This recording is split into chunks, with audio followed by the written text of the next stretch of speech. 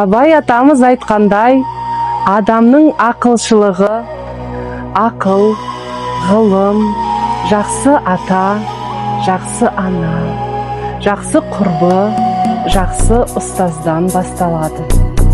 Ашапаз болма анеге, ойналпаз болсан алқалан, сен жабыл көпіз дүниеге, күн тапса балқалан. Қалпен ақыл, шалта бал, қашқанға, әдулет, сапқат, күн жабал, созылсан туған қады.